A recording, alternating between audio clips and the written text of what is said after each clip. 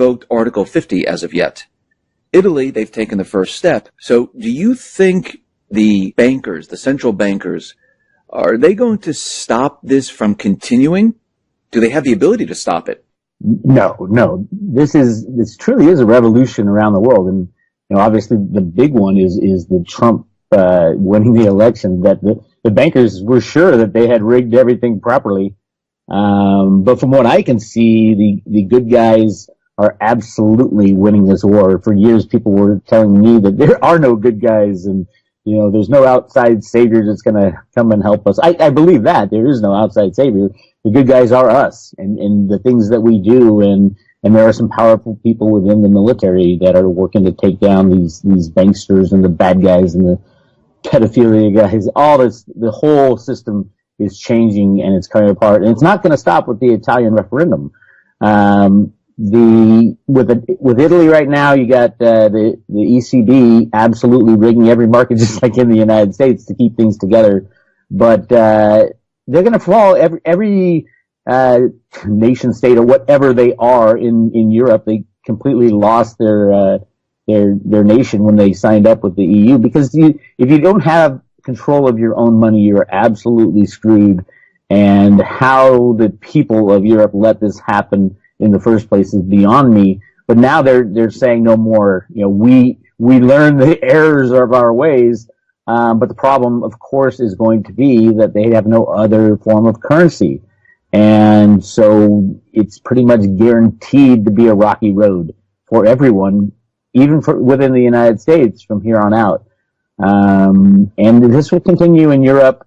It was always kind of the plan to have Europe go first and then the United States as far as the economic crash and the monetary implosion and the implosion of the derivative market. So yeah, things are moving right along. It's picking up speed, going faster and faster into the new year.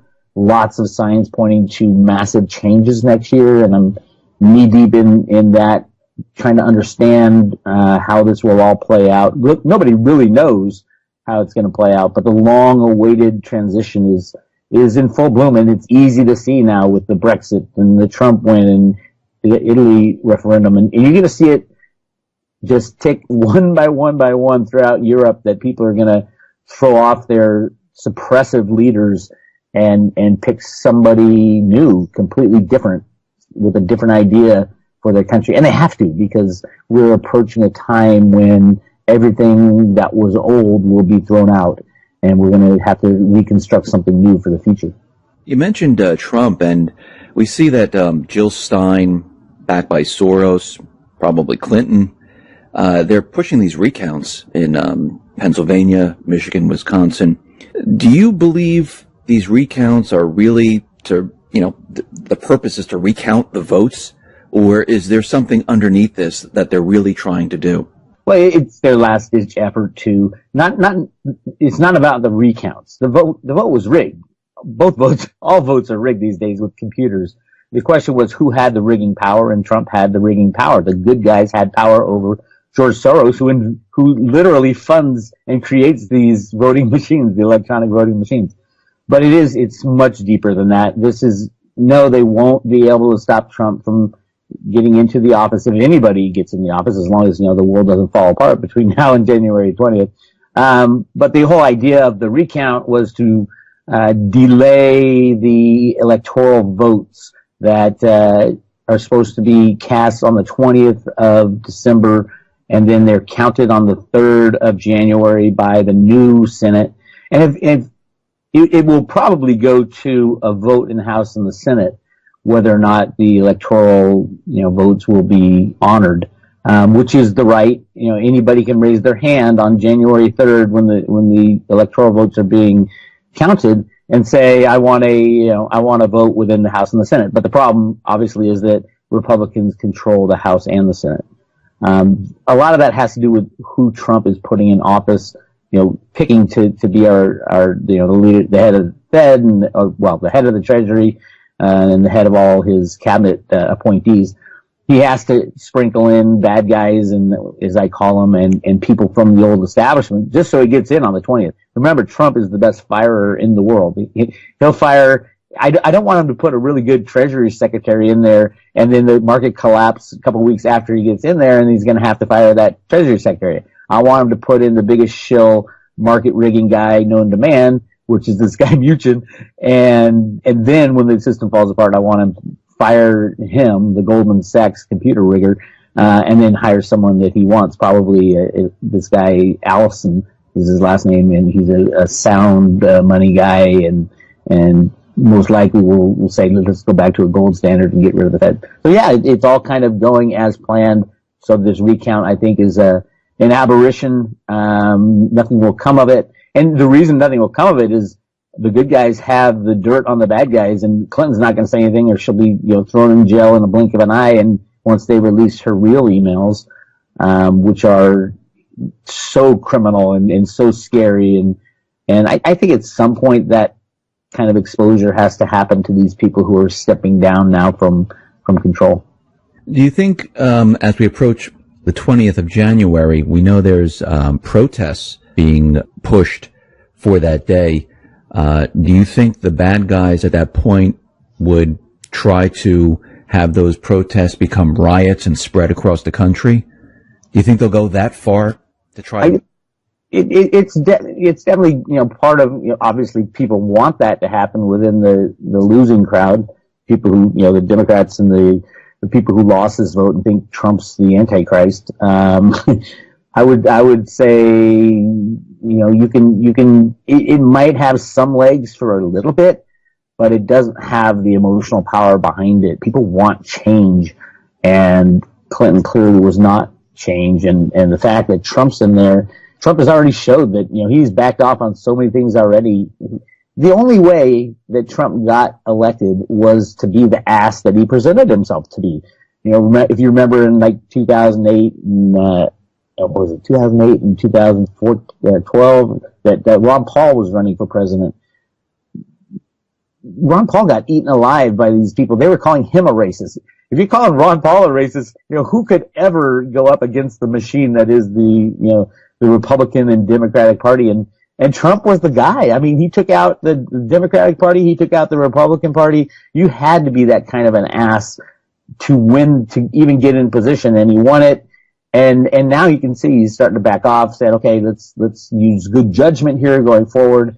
Yes, it is good judgment to stop people from coming into your country, who are looking to harm you. So there's a lot of good judgment that the far left will not like, but yeah, I don't see the momentum behind, other than, Soros and maybe, I don't even think the Clintons. I think the Clintons just want to run away now because they're starting to be exposed. There will be some people, George Soros might fund some of these riots and things, but it won't last long if they do last at all.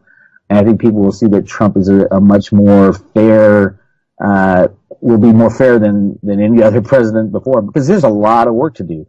We're talking about taking out the bad guys' complete infrastructure of how our lives are run and replacing it with something new. That takes a lot of work, and Trump's the guy to do that, to tear things down and rebuild them. Now there's still bad guys, the elite. I mean, people call them shadow government. They're still in government. They're still there. They're there, but they aren't making the major calls anymore. I do believe that, and I was just writing about this, and I have a new report coming out that discusses the surrender, literally the surrender of the bad guys. I think took place right around Election Day down in Antarctica, believe it or not. And you can see, John Kerry was in, our Secretary of State was in Antarctica the very day of the most important election that the United States has ever had. So there's a lot. And then he went right to the Pope, and I even have film of him saying, now you understand what's happening, don't you? And the Pope's, yeah, I get it. So it's really interesting what's going on behind the scenes. What we see in the mainstream media is like 1/100th of what the full story is, and it's clearly what, the sheeple are supposed to stay asleep until this whole thing falls apart. But we're waking up, and the alt media is really waking people up to what's real news and fake news, and hopefully people will wake up faster. But I think with the coming collapse of the old system, people will have to wake up. You mentioned fake news, and we know they're going after the alternative media. I mean, they're calling it fake. I know there's like plugins now, Facebook and Google. They're looking for some type of technology to detect fake news, and it looks like this is their last ditch effort to control the flow of information. Well, it's censorship. It is absolutely. That's exactly what it is. Yes, and it doesn't just go to Google and Yahoo and Facebook, and it goes to Twitter and even YouTube. A lot of the alt news YouTubers are seeing their views starting to disappear or go down slowly, and they can't do it all at once; it'll be too obvious. But yeah, if you control the media outlets, you control a lot, and don't think for a minute just because Facebook and Google are kind of new inventions run by young people that they are not rigging the information that you're receiving, because they are. And this is a problem going forward. I do think it will be resolved after the crash, after the destruction of what we once knew as our both our monetary system and our system of governments, and living under a nanny state that takes care of you the whole way through your life is going to absolutely disappear with the crashing of the monetary system. So yeah, it's a really interesting time, and I do think it is a shot for humanity to move forward with truth and honesty. But at the same time, truth and honesty means truth and honesty of our past also. And that's going to be the shocker for most people, because we've been conditioned to live in this bubble of what's right and what's wrong and what's real and what's not, and to find out one day that everything you thought was real really is not, and everything you thought was a conspiracy is really true, is going to be shocking to society. That is true. And you mentioned the crash, and what's very interesting is that we see gold and silver, the bad guys are still suppressing gold and silver, even though Deutsche Bank was fined for gold and silver manipulation. I think it was like $60 billion, which is really nothing. Yeah, they settled that, of course. Yeah, they settled. And we also see after the elections that they've brought the unemployment down to 4.6. Obama, finally got his GDP above 3%. I mean, it seems like they're setting the stage to seem like, the economy is fantastic. Obama's going to hand it off to Trump. And look, I just gave him this incredible economy. It's incredible right now. The unemployment's at 4.6, GDP's at 3.2%. The stock market is at all-time highs. Gold and silver very, very low. I mean, is this a complete setup? Well, it gets back to what I just said about what is real and what is fake. I mean, the artificialness of everything that we see, especially, reporting out of the government and the markets, completely artificial, completely controlled, rigged, and manipulated, going back to the 1960s, to the invention of computers and the people who invented computers and how that's what RUTA means. Root A is the very basis of our computerized monetary system. And it is a complete, it's a shadow of what it should be. And it's been rigged for so long, these numbers and statistics are nowhere near what reality is. And the people who rig it now, they have no clue where this will all go if their controls are let down or wiped away. No longer can you claim that unemployment's at anything less than 20%. Right now we all know that they take off people who stop looking for work and say, oh no, they've stopped looking for work, so we're not going to count them as unemployed. Well, what are they? If they're not unemployed, just because they've stopped because they can't find any work or they can't find a job they like, or more importantly, the government is paying for them not to work, that type of stuff is all going to go away. So yeah, I'm surprised they're not saying in financial news that we are at the beginning of the biggest, greatest boom in the world, and we've come out of this long-term kind of recession, and this is going to be the greatest thing ever. They're not really touting that because they know that would be a little too sensational, and they don't want to get caught in their lies still. But saying that we're in good shape when Deutsche Bank, the world's largest derivative holder, is thinking about going bankrupt because the United States is going to fine them $16 billion Well, they hold 50 trillion in derivatives. Why is no one talking about that? Why isn't anybody talking about the Deutsche Bank sovereign bond holdings all throughout Europe? They're the largest holder of European bonds in these European countries: Italy, Spain, France. You name it in Europe, they're falling apart, and they're gonna default on their bonds, and that's gonna be really ugly for the derivative world. So yeah, everything is fiction. And once the system crashes, and it's going to crash overall, everything, as in every stock, every bond, it's the exchanges that are the problem. And they're all over rehypothecated. And if you think you own a stock in your 401k, let me tell you, you don't. You gave these brokerage houses and mutual funds money, but they never went out and bought stocks for you. They didn't buy it. They used that money to rehypothecate everything else that they do. Your Schwab account, they never went and bought that stock that you think you have in there. It's just a piece of paper telling you that you own it. And you can tell by the amount of volume traded in these stocks every day. Every 5 to 10 days, the full float of the shares of the company are traded, which is ridiculous because you haven't touched your stock forever. It's in your 401k. But other people use it and trade it, and it's just a complete fictitious game of musical chairs. And when the music stops, there's not going to be enough chairs for everybody who holds electronic financial assets.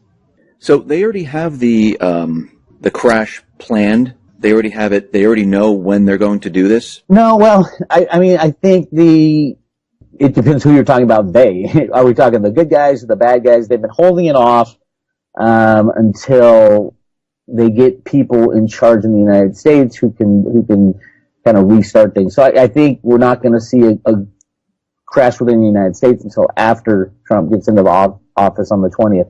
But he's been saying for over a year that he would rather it crash before he gets into office. So yeah, I think at least the bubbles will burst. Now I don't know if they're going to try to kind of rejigger the same system. I doubt they will. I think it will be more of you can't control the derivative bubble when it bursts. And in Europe, that's exactly what is going to happen with all these countries kind of bailing on the financial elite. The ending of the euro will destroy every unbacked fiat currency.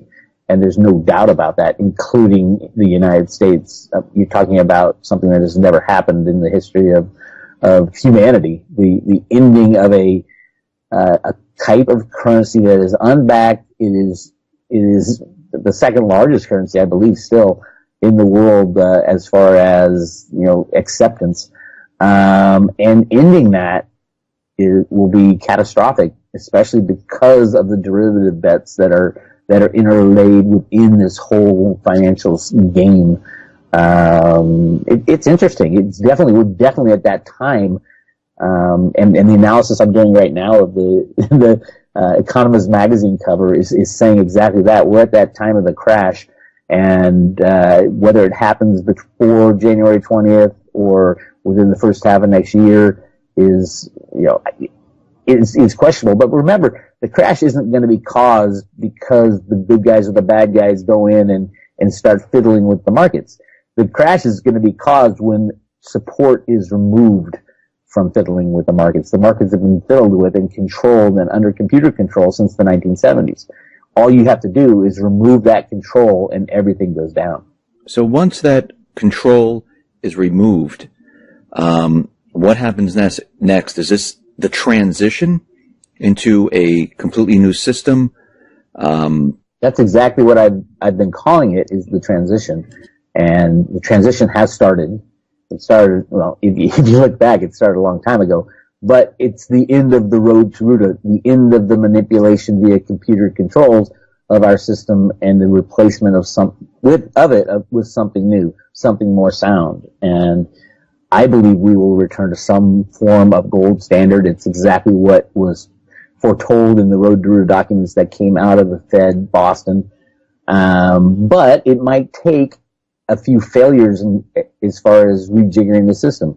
So the IMF might come and say, "Oh, you countries, you don't know what you're doing. We have these special drawing rights that we're going to use as money going forward." Well, nobody trusts the IMF, so that will fail. And then the United States might say, "Well, we're going to we're going to back our currency with land, or which is, how do you back a currency with land?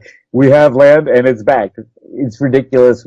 The big problem is that we have relied on faith for so long, and we have accepted the fiat monetary system just purely on faith. It used to be the faith and credit of the United States. Well, that's gone now. And there was the faith that the taxpayers will pay their taxes. Well, who cares if the taxpayers pay their taxes when you have a debt that is unmanageable and unpayable? The real debt, not the 20 trillion that they talk about, but the future liabilities are just off the charts, hundreds of trillions. So it comes back to what are the people going to accept, and what will they believe? There will be attempts to rejigger the old system. I think they will all fail. And ultimately, we'll go back to what we've always gone back to, which is gold and silver as money. Physical coins as money, and physical coins in banks. If you want paper notes or electronic, great. But you better have the physical in the bank for exchange 1-to-1 with each dollar. You walk in and you get an ounce of silver if we go back to a true definition of the dollar. That type of thing has always been what, after fiat currencies crash, it always goes back to gold and silver. I think it will again, but it might take a little time for them to rejigger the system, attempt to rejigger the system, because people are going to be really pissed off, especially the rich, that they saved their whole lives and had faith in this electronic system that we call our fiat monetary system. So what happens to the dollar and the petrodollar and the dollar as the reserve currency? Does that cease to exist? Well, the dollar, those are kind of three different things. You have the dollar, which is, defined in the what's the Monetary Act of 18 something, but is defined as 1 ounce, near 1 ounce of silver. It's defined in actually grains of silver. That's the definition of a dollar. And then you have the Federal Reserve note that has taken on the position of the dollar since 1913. And then you have the world's reserve currency, which is mostly electronic IOUs. And what is an electronic IOU for a U.S. dollar is another U.S. dollar. So it's kind of, you go round and round with this and say, oh my God, how did we believe that the dollar is a concept now? It's not anything tangible. It's a concept. It's a currency that we use, but it is ethereal, and it can be created out of thin air and is created out of thin air. So, really, if it does go away, if we do have a derivative collapse and all fiat money is gone, basically, because of the fractional reserve nature of banking. So when money is gone, how do we restart the system? I think we go back to the constitutional U.S. dollar, which is an ounce of silver, and then we need to figure out the ratio between gold and silver, because gold will be there, and there's a lot of gold hidden within the United States that I think we've been just waiting for that rainy day. And that rainy day is coming. There's something strange going on at the U.S. Mint right now with the Silver Eagle program. They stopped a month early from minting the 2016 coins, and my mole within the U.S. Mint says they're going to be releasing the 2017 coins at the beginning of January instead of the end of January. But on a bigger side, they're not going to be releasing it under allocation, which is usually what they do. They say, okay, the new year, everybody wants those new coins this year, and so they used to allocate them, and now it's going to be no allocation, so they're building inventories, and I think there is a lot of change coming to the United States. You're not even going to recognize the monetary system come the end of 2017. So what happens to everyone's savings? People have the electronic dollar in their accounts. I mean, what happens to that? Is it wiped out? Are they going to get pennies on the dollar for it? What happens when they go through this transition? Well, it depends on the reallocation of money. Anybody putting their savings, quote savings or retirement funds, any other entity that is holding those for you, your Fidelity or Schwab or Bank of America, JP Morgan, whoever it is, you are completely reliant upon the credit of that entity that stands between you and your wealth. So if Deutsche Bank goes down in Europe and JP Morgan has 10 or 20 trillion in derivatives with them, JP Morgan, and if you hold your savings account or anything with JP Morgan, that credit is destroyed. So in same with Fidelity and Schwab. Remember, they don't buy those stocks for you; they rehypothecate them. So they're fractionally reserved just like everybody else, and it goes away. It will be gone. You made the mistake of putting your money with a credit that it was not sound, was not reliable. And then FDIC insurance, which is supposed to guarantee, I think it's $250,000 or something to that effect. The FDIC has no money to back up their insurance funds. I think it's 1% or 2% of FDIC, or it used to be 1 or 2% of FDIC insurance is actually held in reserve at the FDIC. And that we saw that go away with Bernie Madoff, and it goes away so fast in the crashing of the banks back in 2008. Here's the deal. They changed the law with the Dodd-Frank Act so that now the FDIC has to guarantee the derivative markets with the banks first and pay those out before any mom and pop gets their savings or checking account insurance, which basically, and that's hundreds of trillions of dollars. So basically it guarantees that there will be no bailout when the banks come begging to Congress, which they will. Just like in 2008, they begged for $700 billion. This time it'll be 20 or 30 trillion, but that there is not enough money available in the world to cover the derivative situation. And that was put in the Dodd-Frank Act for a very specific reason, to ensure that there wouldn't be a bailout this next time. So yeah, if you hold money, if somebody else holds your wealth, you will lose it. It is a guaranteed fact. You will lose it in the crash. You can beg for reallocation of new money and all that all you want, but it was your mistake to trust that these credits would survive any kind of banking collapse that's in the future. So how does gold and silver protect you? I say it, many people say it, you should have the physical gold and, keep it out of the system. In the end, how will this protect you? What do you do with it? Well, you keep it, you hide it, you store it on your own possession, make sure there's no credits between you, no business credits. You don't hold it in a vault. You don't, a third party vault. You don't hold it in a certificate or SLV or GLD, the exchange traded funds, because all those credits need to stay, all those companies need to stay in business. Gold and silver has always been the kind of go-to money. It's still constitutional money within the United States. It has always been the form of money that people have turned to when there's monetary crisis or when there's a monetary collapse. Now, this just happens to be the biggest bubble in the history of bubbles on the monetary scene, the bubble of fiat money. And everybody at some point, if you don't have physical gold and silver in your hand, you will be kicking yourself that you didn't make that step to remove the money from SLV or GLD, remove the money from even banking or mining shares. There's going to be no exchanges open. And there's going to be, most mines within the United States and around the world will be nationalized, because when the system collapses, a country will not allow just a handful of people to be in control of the wealth of the future wealth of the nation. So yeah, I think even in the United States, there's going to be a lot of nationalization. And the Fed Boston comic books say exactly that. Should the government be digging the metal that is used as money out of the ground, or should it be private companies and private individuals? Should that ownership, continue?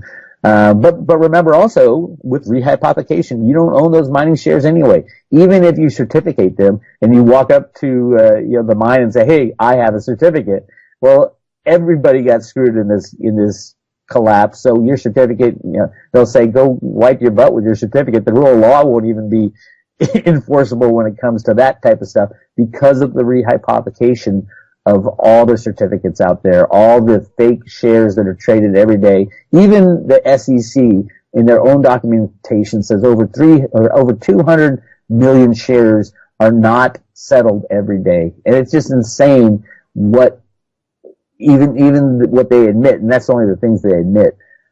So yeah, the insanity continues, and if you don't have physical metal in your own possession, I think you're absolutely crazy, and expect to lose everything that's electronic held by a third party. For those financial institutions that still exist during this transition period, there will be none. There'll be none at all. So, well, which one would? I mean, a small mom and pop, maybe. No. Everybody is. Well, first of all, we have a fractional reserve system, so even the small mom and pops that are only leveraged, say they're only leveraged 2 or 3 to 1. Leverage is leverage. Remember, all their customers are going to have lost everything too, because of when the large banks go down, the small banks go down, and when the small banks go down, the credit unions go down. Because it's all intertwined, it's all intermixed. Yeah, they might not have derivatives, but all their customers lose everything too, and their customers will be running to the bank to withdraw whatever cash they might be able to get their hands on, which is impossible in a fractional reserve system. You got it's a wonderful life type of event. It's a run on a bank, and the banks don't have the money. Their money, your money's invested in Joe's house and in Fred's house. It's the same thing that goes. A monetary system, a large bank that collapses, they call them too big to fail.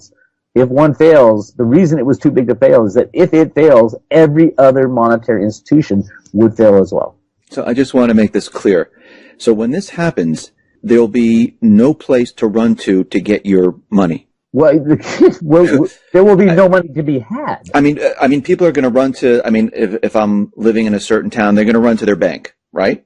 They'll run to their bank, right? I want my money. I'm going to go to ATM. I'm going to try to get into the bank. I want my money. And the first 2 or 3% will be able to get their money out, and then all of a sudden the bank has no money, because remember, they are fractionally reserved. And they don't even hold the money truthfully anymore. That's true. Even if theoretically, if they're a conservative leverage is say 8 or 9 or 10 to 1. If they're 10 to 1 and you have 10% of your customers saying, I want my money, they pull it out, the bank has nothing. So they have nothing to give to anybody else. It's all invested in other types of assets. Now, say they start selling, which everybody does, start selling those other type of assets. Those assets go down a whole lot faster because everybody's selling the same thing to just get some kind of liquidity. And then they just throw up their hands, shut the door, and walk away. And that's what will happen. And then you rely on your government, and your government has already said, well, we changed the law, and it's only derivatives that get paid out first, and the hundreds of trillions of dollars, we don't have those, so we go to Congress. They go to Congress, and this progression, you can see it happened in 2008, but they gave them the bailout. This time they'll be going to Congress, say, well, we need 20 or 30 trillion, but also we're going to have to bail out we're going to have to give the FDIC a couple $100 trillion for the derivative problem, because that has to be paid out first. And Congress will say no. Congress wouldn't even be allowed to say yes to another $700 billion bailout, much less hundreds of trillions. Something so outrageous and so angering to the people, because we got screwed once again by this financial system and the banksters. There'll be a lot of anger out there. No way Congress is going to get away with another bailout. Throughout this transition, and when the system comes back online and whatever they're going to do, and people have, the paper with their account and says, okay, I have, $50,000 in the account. What do? They bring the... No. Well, yeah, no, you don't have you have $50,000 that was held by a company called Bank of America. Bank of America is insolvent. It has zero. You have zero. You have nothing. Now, the question is, with the new system, when a new form of money is reallocated, and the Fed Boston talks a lot about this in the Road to Ruta papers. When a new form of money is reallocated, you have to have buy-in from the people. That is the hardest part, the redistribution of the monetary wealth of a nation after a crash like this. No, the rich aren't going to be able to come in and say, hey, I had $3 million, I want my $3 million. No, it's not going to happen. What's going to happen, I believe, and the Fed Boston wasn't even sure of this, is that they had a system in place, not in place, but planned, where they will allocate money according to your Social Security balances, which is really interesting, because what that would do is it wouldn't do anything for those who have large savings accounts or anything like that. Those would be gone. But what it does is that it reallocates money according to who's paid into the system the longest. Because Social Security balances, you think now Social Security is like nothing, you can't live off it. That's because they've been hyperinflating the currency. But if all other money is gone, those Social Security balances in real U.S. dollars, a monetary system backed by gold or silver, that would be a whole different thing. And so those who have put in the most work over time will get the most, and those who have put in less will get a lesser amount. I think everybody would start with like a base currency, say everybody has, $100 in gold and silver added to your account if you're a taxpayer, type of thing like that, and then we'll reallocate some money to the wealthy. And then over time, as people work harder, they'll make more money, and the system will get up and running again. But again, this is extremely difficult to do, and it especially coming from an electronic monetary system. How are they going to rejigger the system to start the flow of capital again? It's going to be really difficult. I think it'll be nation by nation. And we will shut our borders, and the cover of the 2017 Economist magazine has this hermit card on the top right. It's these tarot cards that I've analyzed, really interesting stuff about how this will all go down. But I think we will stop trading with people for a while, and no one would accept the US dollar, obviously, but issue a new form of currency based on sound money, based on gold and silver, because those people that have rigged our system for so long and abused it for so long will not be trusted. And it's all about trust when it comes to fiat money. So yeah, there are plans, but even the Fed says in the Road to Ruta stuff that they don't even know if the people will accept something like that. Something is kind of fair as redistribution of money according to Social Security balances. So yeah, it's going to be tough, and there's no doubt about it. We have started the process, and between now and the next few months, it'll kick into high gear, and 2017 will be that year of transition.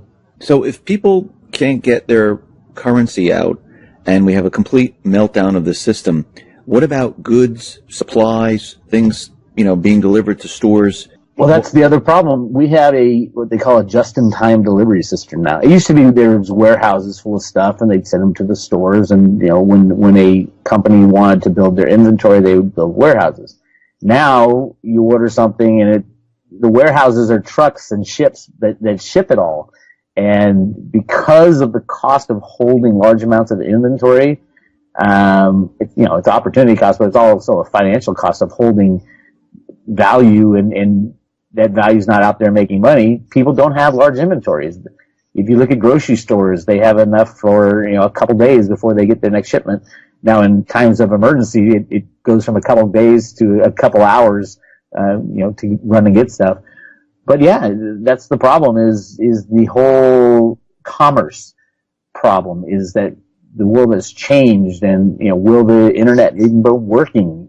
It takes companies surviving and thriving and being maintained. Will the internet be working? I don't even know. I mean, there are so many issues that this is going to affect, and that's exactly where we're headed. In the time of transition, the beginning part is going to be horrific. Many millions will die, literally die, from all kinds of problems, to the lack of power, to the lack of availability of medicine, to food, to riots and civil disobedience, and the government won't even be working because there'll be no money to pay the government. And our government is so overblown. I think it's 30 million people now either work for or are contractors and completely depend on the U.S. government, which is insane, the federal government, because our founding fathers wanted a tiny, tiny, tiny federal government, and you can see the consequences now of a government being so overblown that they control our lives. And you take that out, you take the nanny away from the nanny state, and you got a lot of chaos. Ultimately, it would be good, I think, for humanity, but there's a lot of chaos getting from here to there. When all's said and done, is the private central bank, is that still going to be in existence? No, not even anything resembling a private central bank. And I had talked a lot about where this whole concept of the Federal Reserve Bank in the U.S. came from, and why we rejected it so many times until 1913. I like G. Edward Griffith's book, The Creature from Jekyll Island, but I think he's missing a big concept there. And the big concept behind all that is this gigantic gold mine that they found within the Grand Canyon that would have destroyed the monetary system had it been released, because it was literally millions of tons of gold. Not at the time there was, I think, 100 million ounces of gold floating around, but literally the mines, the gold discoveries just within the United States